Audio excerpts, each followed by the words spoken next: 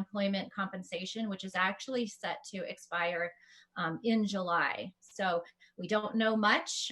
We're waiting to hear what our congressional leaders decide to do with that, but just touch on that briefly. So as I said, decline of regular unemployment claims under 10,000 for the first time in 3 months. That is positive since March 14th, the week ending. As we discussed last week, the PUA claims did see a spike of about 77% from the week prior, as we reported last week. We did see that go down to an expected level, and that is because we had implemented a number of fraud detection and barricade measures in place last week once we discovered that. And so the PUA claims we reported today are to be expected and somewhat normal levels, if you will. We are seeing spikes in other states' PUA claims, and it's not unusual for there to be a surge in fraud and detection of fraud schemes, and then the fraudsters will move from one state to the next. And it's kind of a cycle you'll see where they are detected in one state, measures are put into place for detection, and then they move their scheme and target another state, unfortunately. As I said last week, every single state, especially those with a high number of claims, are seeing, specifically with the PUA system, a high number of fraudulent claims. For a number of reasons, which we've discussed the last several weeks, most notably that these benefits are geared toward gig workers, self-employed, and independent contractors who otherwise would not be eligible for regular unemployment. And unfortunately, the system does lend itself to a greater incident of fraud. We do think that the measures that we put into place last week are working, is indicated by the numbers this week that were reported. And so we'll continue to keep you posted on what we're seeing in terms of fraudulent activity. Today, we actually are standing up a new webpage dedicated to identifying fraud, what to do if you suspect you're a victim of fraud, and we'll update that page continuously with information and tips for claimants who and non-claimants who may have been impacted. Again, the biggest scheme we're seeing now is with stolen personal identifying information. And this PII likely was stolen years ago in one of the larger security breaches that you may have heard about. And so unfortunately now the fraudsters are preying on those victims. They're also targeting the elderly, specifically those perhaps who are retired, because they would not have any W-2 wages. And having W-2 wages and working as a gig worker would automatically pivot you into regular unemployment. And that does make older population more vulnerable for this kind of fraud. We at the department are actually partnering with a number of other agencies, including the city of Denver, who is partnering with the AARP on a fraud alert outreach campaign, and hope to have more to report on that soon. But just know that those out of the workforce, retired, older individuals are the ones who unfortunately are being targeted by a number of these schemes. So when an individual gets a debit card in the mail and they have not applied for unemployment, they have a number of options available to them. And again, these are likely the ones whose personal identifying information has been stolen. They can call the bank. We are working very closely with our bank, who is alerting us now of calls into their call center about debit cards erroneously being received by individuals. On our website at coloradoui.gov, we've added a link on how to identify and report fraud. So there are 5 tips for people to take when they think that they may have been a victim of fraud. There's also a link to a form where they can report it to us. Now, keep in mind, again, because in the last 3 weeks, we saw such a large spike in potentially fraudulent claims, we have thousands of leads and tips that we're trying to investigate. And so, we won't have any data to report on the results of those investigations for a bit, but certainly there are a number of resources and points of information for folks now today on our website at coloradoui.gov. That's a good question from Mark. We were just having that conversation earlier about revising data. And I will either kind of send this to Ryan or Jeff. We have not revised down any data yet, but it certainly is something that, so that we're presenting accurate data and numbers with integrity that we will be working internally on adjusting those numbers. Jeff or Ryan, do you have anything to share? Yeah, I can jump in. I just want to add a comment to one of your last remarks with regards to about 1,000 tips. Just want to point out it is also likely that within the 1,000 tips that we have that we're actively working, many of those claims could have already been stopped. So there, I don't want it to be thought that that's a unique number of claims that have yet to be stopped. There very well could be a large overlap between the number of tips that we've gotten in versus claims that we've already stopped based upon some of the measures that we took last week. In terms of Mark's question, it's a good question.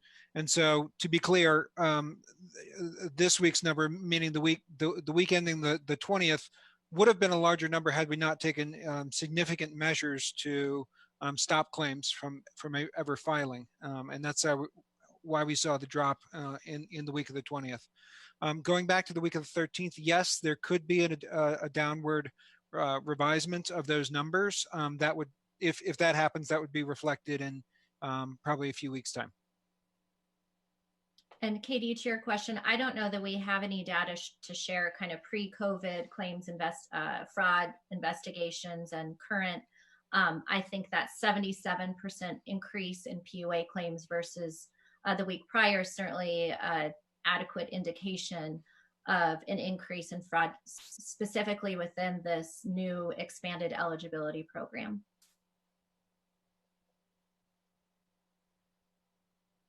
And Jeff, I don't think we know the answer to Tamara's question. Let me look. So we don't have a specific answer in terms of a number. We do have active claims that we're continuing to look at. Again, we're not going to get into the specifics of the measures that we've taken, but we do know that fraudsters evolve, and so we continue to evolve our practices. But I do not have a specific number relative to additional claims numbers. If and when we get them, we will report those as we can moving forward.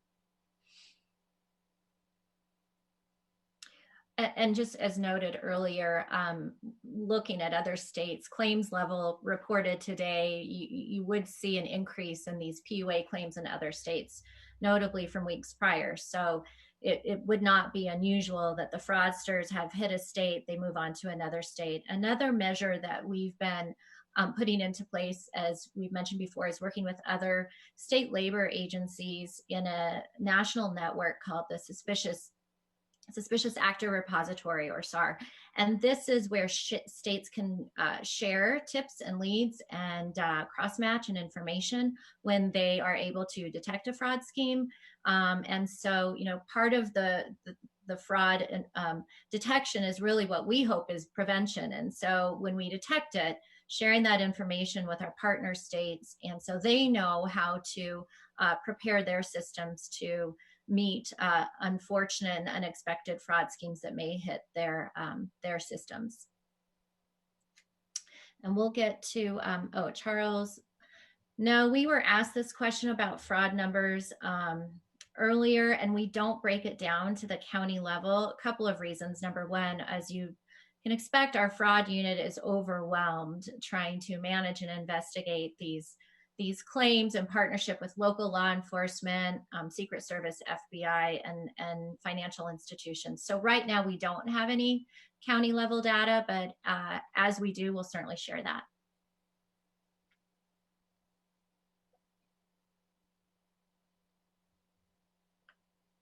So again, as we mentioned, the reason the PUA system is more susceptible to fraud is because there are different eligibility factors and documentation criteria. With regular unemployment, it is employers paying premiums on the wages of their workers, and they are required to report to us quarterly on both wages that they're paying and pay premiums on those wages. And so this is a program that's been in existence for decades.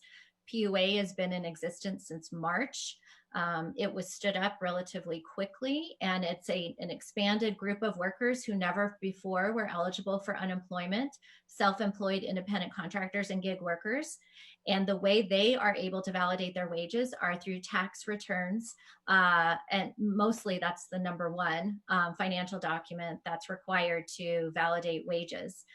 As I said, the reason PUA is susceptible is because if you have W-2 wages and you're applying for PUA, we would send you to our regular unemployment program first before you could move on to PUA. The PUA program it was done as a very quick, immediate response by Congress to the COVID crisis. And so unfortunately, state systems who've never before paid this worker group benefits were having to stand up systems and eligibility requirements to meet that demand. In short, it's the nature of the system that was stood up fairly quickly. And so states learned early on that the measures we have in place for regular unemployment, the system that's been around for decades, unfortunately are just not in place with this PUA system. That said, once we identified this increase in fraud last week, we do think we saw, and as evidenced by the data, an immediate decrease in the instances of PUA fraud in Colorado. Jeff, do you have anything to add? Yeah, do you mind? Just a couple of thoughts. I want to be clear that, well, I'll start by saying that Cher is absolutely right. Essentially, with the PUA claims, specifically whether 1099 or gig workers or self-employed, there's not that built-in check and balance with regards to the wages that are being reported by the the employer versus the employee's claim. And so if you can produce some level of tax documents and there's no check and balance versus that, then that's problematic. But I also want to be clear that Colorado built the system to the expectations and the guidelines that the feds put for us. So even though it was a quick build, it was absolutely built with the specifications that were asked for us to deploy. The other thing that allowed for PUA to be targeted and more susceptible to fraud was the elements that allowed for backdating as far back as February. And so what that did is, in a single instant, they could claim that their impact went back to February, and they would get all those weeks in arrears with the additional $600 paid essentially for backdate weeks in one fell swoop. So if you do the math on that, that's several weeks plus $600. It's a quick and easy avenue to get a claim through rather quickly to get back paid weeks. And so, as we discussed in last week's call, one of the measures that we took was we've stopped allowing backdating for more than a week's period of time. Jeff, quick detailed question. Given the fact that Denver County led the state in PUA claims for the first 6 weeks, and all of a sudden El Paso County in the last 2 weeks, are you suspecting that's due to fraud? So as Cher touched on, I don't have that data handy right now. So it would be irresponsible for me to sort of speculate on that. I don't know if Ryan has anything to add to that. Yeah, Wayne, you're referring to the weekly PUA data we post, correct? Yeah, I assume you are. Yeah, I'll say to Jeff too, again, El Paso has seen an increase. We saw a large increase from June 6th to June 13th in really the largest counties in the state in terms of kind of population and employment size. We also saw a large increase in what I termed as unidentified counties, and that don't have counties attached to them. So at this point, yeah, I think it's pretty difficult to really drill down to a particular county and say, yes, we could attribute this much to fraud within this county. And I forgot, Jeff brought up a great point about the backdating, and that's one of the measures, as we immediately put into place, was to eliminate the ability to backdate those PUA claims. If somebody was out of work as far back as February, it'd be highly suspicious that they're just now filing for unemployment benefits. And so that was one of the measures put into place that seemed to have the most dramatic impact to cutting off the surge in fraud that we saw with PUA. I don't think we have any data that shows these fraudulent claims in any way are impacting any legitimate claimant from receiving unemployment. We certainly wouldn't want to put any barriers in place to prevent fraud while at the same time prohibiting any legitimate claimant from getting benefits. The backdating is one where if you're a legitimate PUA claimant and you require a backdating, you actually need to call in and speak to somebody. That is a completely separate call center that has very little, if any, wait time, and it's a separate phone number. And so individuals are, for the most part, able to quickly get through and get information that they need. So while we're on call center, maybe we'll go ahead and pivot to an update on the call center and can return to fraud if we have more questions. We mentioned that we were engaging with Google as a vendor to implement a solution into our call center that would do a number of things. Number one, phase one, which we're targeting is in mid-July, would be a technology that would let a caller call in and engaging with a virtual agent, get pretty basic answers to their questions, frequently asked questions coming in, not claim specific, but general questions about how to request payment, what to do if you need a back date, what to do if you have wages from another state. And then if the claimant was not satisfied with that answer, then they would get a callback. Scheduled callback, similar to what you would get from the cable company. Please be available between 11 and 1 and you expect to receive a call from our staff. That's phase one. Phases 2 and 3 will have expanded functionality. Phase 2 will actually connect to our back end system that will give claimant a fairly detailed, not all the details, but more detailed information about their specific claim through a virtual agent. And then phase 3 will enable this functionality in Spanish and a few other features. So the agreement with Google was signed this week, and they are in the process of developing the solution. They do offer other solutions like this, and they're in agreements with other states. To our knowledge, this particular solution is unique to Colorado. And so they're working on developing that currently. Hopefully we have more to report on the progress of that, but right now we are working toward mid-July.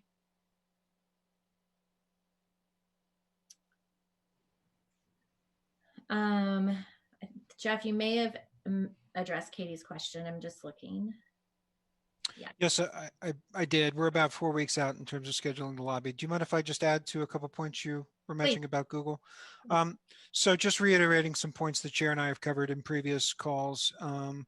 Analytics will tell us that in many instances, folks that are trying to get through to the call center actually could have gotten their answer via the website.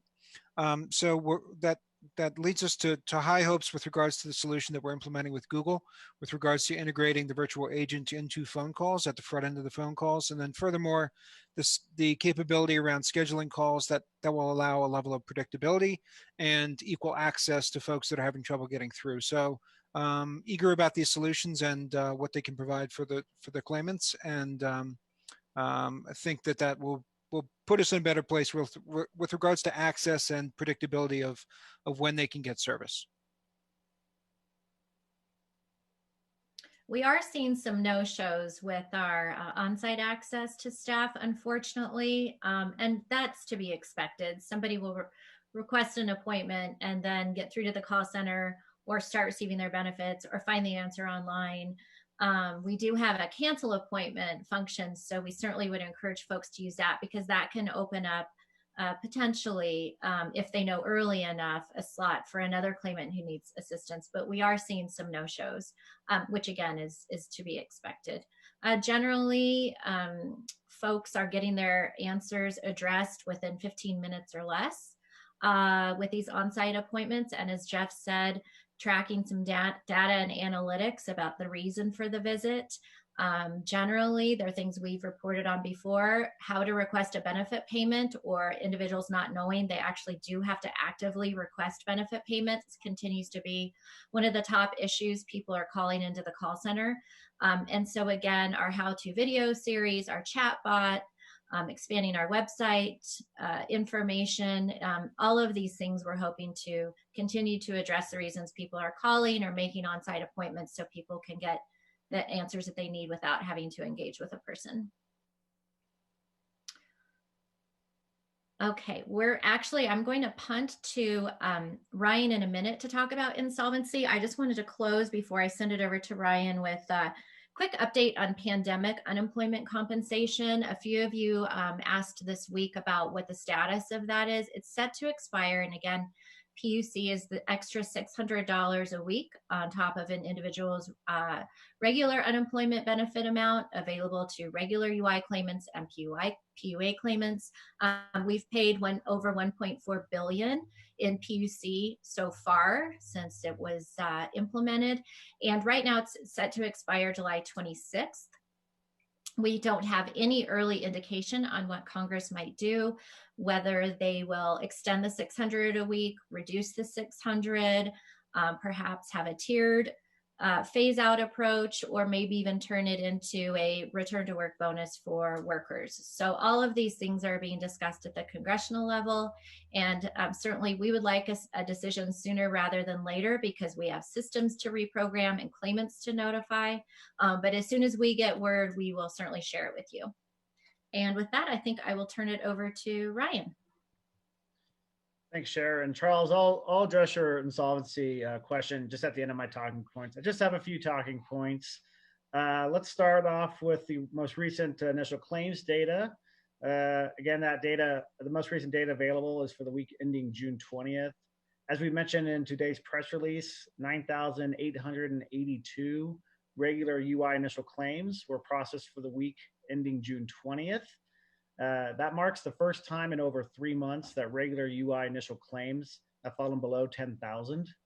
Additionally, 10,385 PUA initial claims were filed last week, and that brings the total number of initial claims for the week of the 20th to 20,267.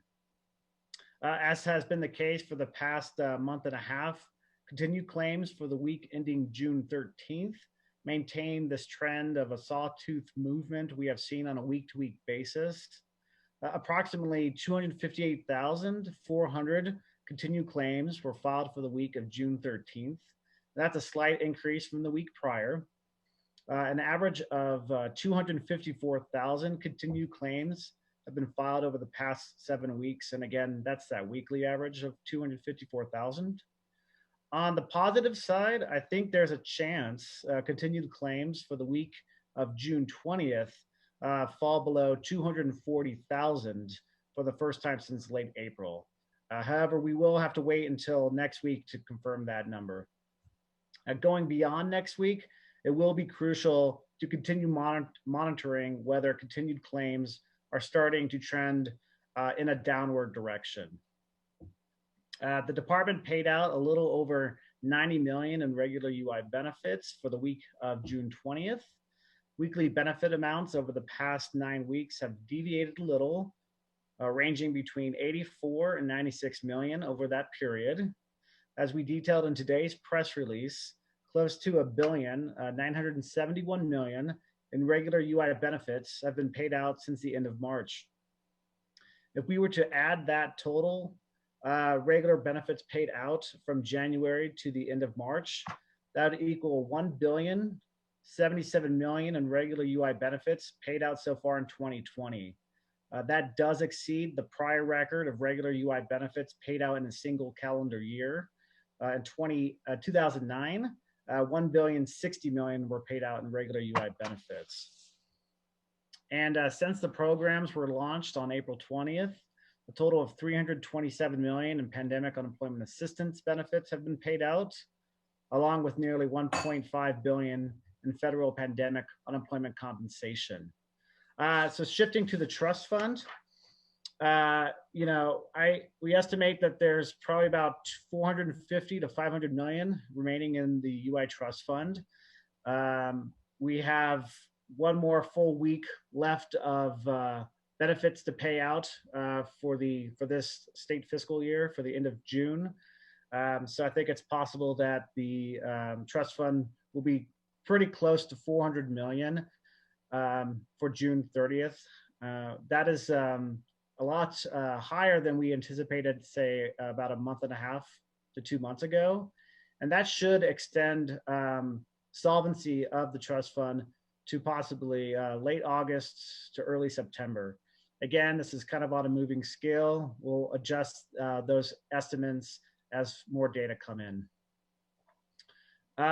So Wayne, you asked what was the total for the week of the 14th, and that was a little over 2,000 initial claims. So 2,321 initial. Oh, thanks, Jeff. Jeff got it. So, yeah. So that's the first time we've seen it below 10,000. And I'm happy to take any other questions. It doesn't look like we have. Here we are. Dan asked, what's the confidence level that the decrease in regular claims will continue in the next few weeks, especially considering the increase in cases nationwide and the smaller uptick we're seeing in Colorado as of late? You know, it kind of play it by ear. See, my confidence level with a lot of this is play it a week at a time, honestly. But we have seen a steady decline in claims, and really, a large part of the spike in the claims was due to closure measures as well, and the residual effect from that. So for the time being, I do anticipate to continue seeing slowing levels of regular UI activity. And it'll also be important to kind of see what national trends are showing as well.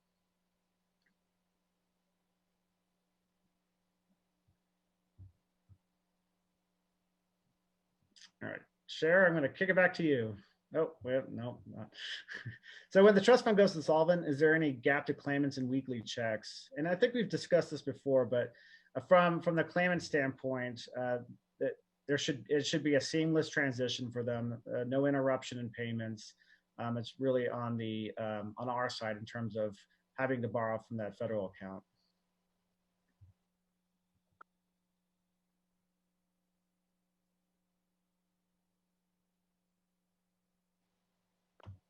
All right, now I'll kick over to you, Cher. Okay, any other questions?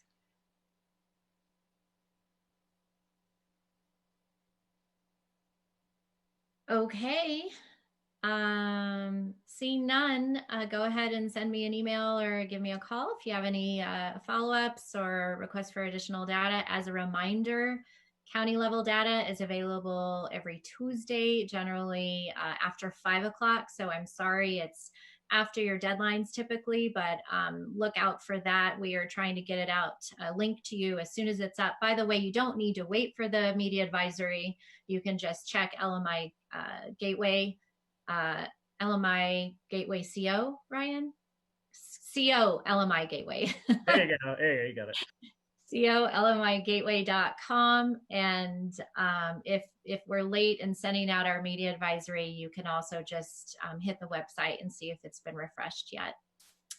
Okay, well, with that, we'll go ahead and conclude the call. Certainly appreciate your participation, and we'll see you soon. Take care.